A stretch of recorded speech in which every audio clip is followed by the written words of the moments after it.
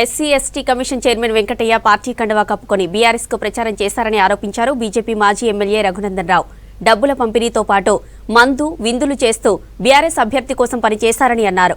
రాజ్యాంగబద్ద పదవిలో ఉంటూ ఎన్నికల ప్రచారం చేసిన వెంకటయ్యపై చర్యలు తీసుకోవాలని గవర్నర్ను కోరామన్నారు రఘునందన్.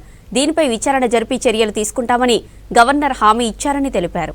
రాష్ట్రంలో మా నియోజకవర్గం నుంచి దుబ్బాక నియోజకవర్గం నుంచి ఎస్సీ కమిషన్ చైర్మన్గా బక్కి వెంకటయ్య గారని ఒక భారతీయ జనతా పార్టీకి వ్యతిరేకంగా పనిచేసేందుకు ఒక బీఆర్ఎస్లో యాక్టివ్గా పనిచేస్తున్నటువంటి నాయకుడు బక్కి వెంకటయ్య అనేటువంటి ఒక నాయకుడు, వారి శ్రీమతి సర్పంచ్గా ఉంది, వారు డీసీసీబీ డైరెక్టర్గా ఉన్నారు.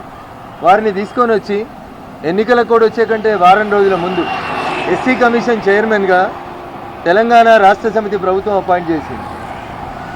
ఒక రాజ్యాంగబద్ధమైనటువంటి పదవి లోపల బాధ్యత తీసుకున్నటువంటి వ్యక్తులు ఎన్నికల ప్రచారంలో పాల్గొనకూడదు, ఎన్నికల ప్రచారంలో నిర్వహిస్తున్నటువంటి సందర్భంగా అట్లాంటి వాటికి దూరంగా ఉండాల్సినటువంటి విషయాల్ని పక్కన పెట్టి తెలంగాణ రాష్ట్ర ఎస్సీ కమిషన్ చైర్మన్గా నియమించబడినటువంటి బక్కి వెంకటయ్య అనేటువంటి మా దుబ్బాక నియోజకవర్గానికి సంబంధించినటువంటి వ్యక్తి దుబ్బాకలో జరిగినటువంటి ఎన్నిక సందర్భంగా ఆ రోజటి బీఆర్ఎస్ పార్టీ అభ్యర్థి ప్రభాకర్ రెడ్డి గారితో కలిసి చాలా సందర్భాల్లో ఎన్నికల ప్రచారంలో పాల్గొనడం జరిగింది.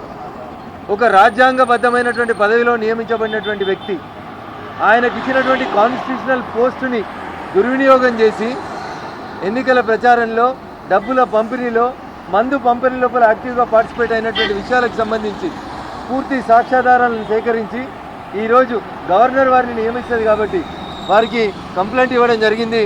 ఈ దుర్మార్గమైనటువంటి ప్రక్రియ మీద వారి మీద చర్య తీసుకోవాలని చెప్పి నేను ఆ నియోజకవర్గం నుంచి పోటీ చేసినటువంటి భారతీయ జనతా పార్టీ ఎమ్మెల్యే అభ్యర్థిగా రాష్ట్ర కార్యదర్శిగా గవర్నర్ గారిని కలిసి వినతి పత్రం సమర్పించడం జరిగింది.